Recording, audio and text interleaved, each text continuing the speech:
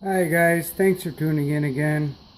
I had to use every one of these tools, levels, squares, pitch and angle, locators, binders, heat guns, a straight edge. I don't have that out here. This acts as a straight edge, but you need to use this and a straight edge. The pitch and angle locator. But I mean, you can also do this just by line of sight, just by your eyes. Didn't watch these previous videos. The quad went forward and just bank turned, came around to me. Right back to me. Finally did an IMU calibration. Inertial measurement units. The accelerometer, the magnetometer, and the barometer or altimeter. That fixed that problem. Then I ran into another problem. I could fly away from me and it wouldn't turn around, but I noticed that the camera was on an angle and it was flying sideways.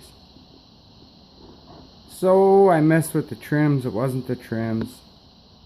After hours and hours of test flights, taking apart the entire controller, calibrating stuff, taking apart the drone, this is basically what I found after I did the IMU calibration.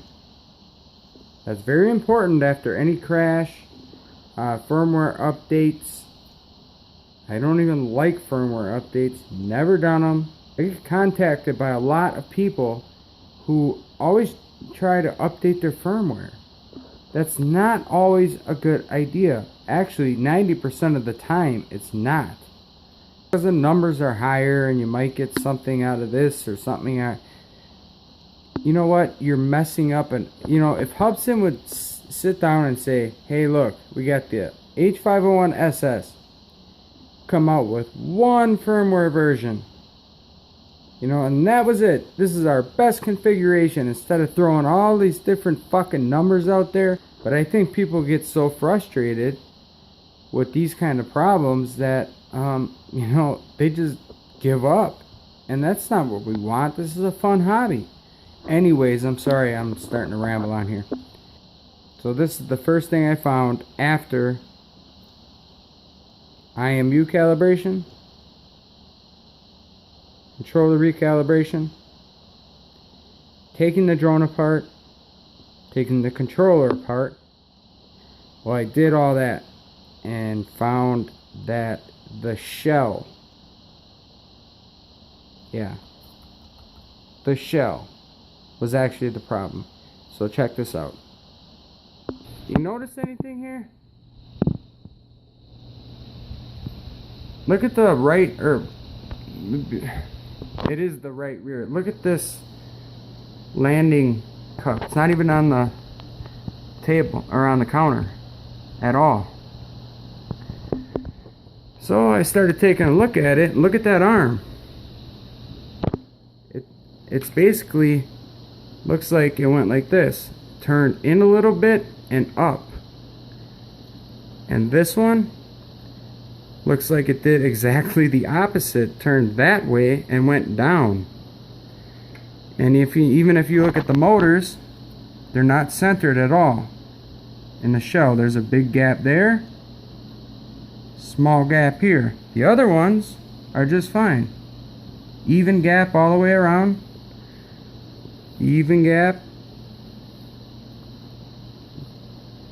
large gap, small gap. Somehow this thing got tweaked.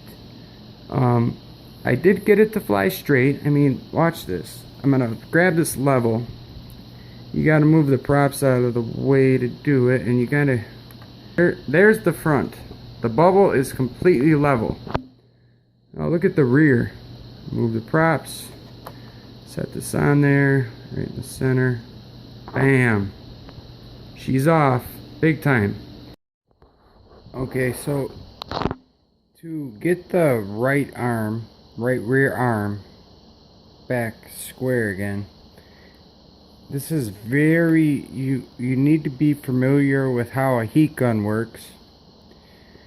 And if you're not familiar with plastic manipulation under heat, don't try this.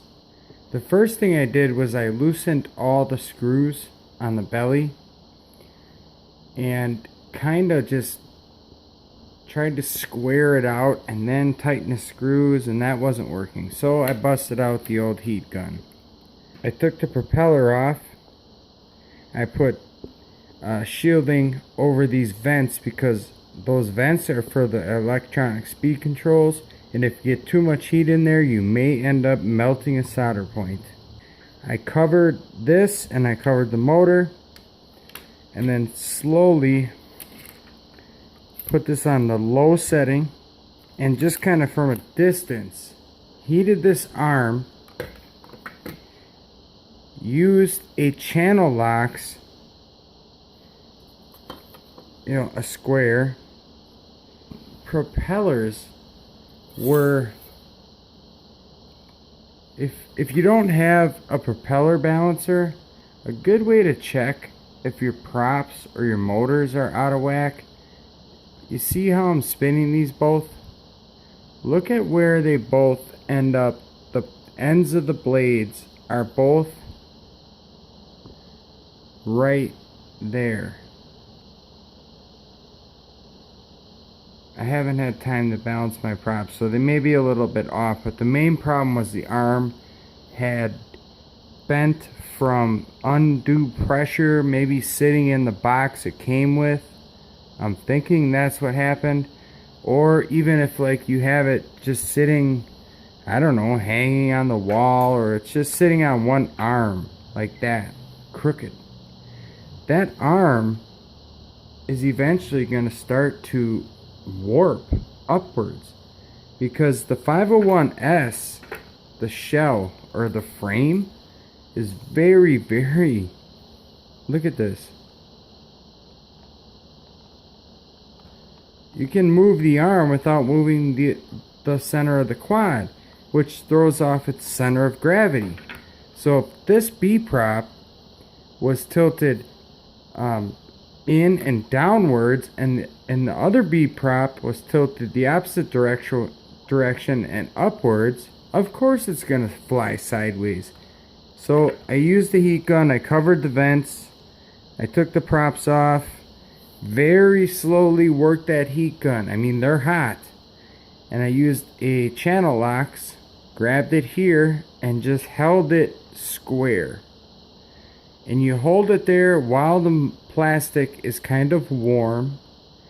And then, as soon as, you just kind of just hold it there, and as the plastic cools, then you will retain that straightness. You need square all the way around.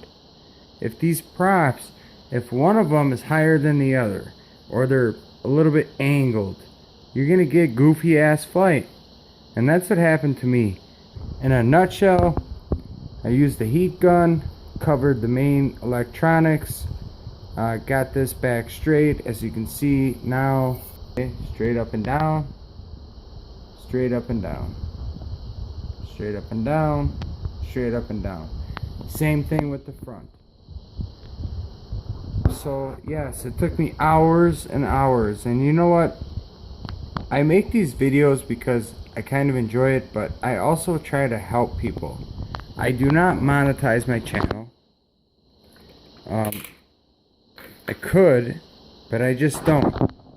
I like to do videos like this to help people, and I try to reply to every comment I get, every question, and sometimes, it's just so many come in.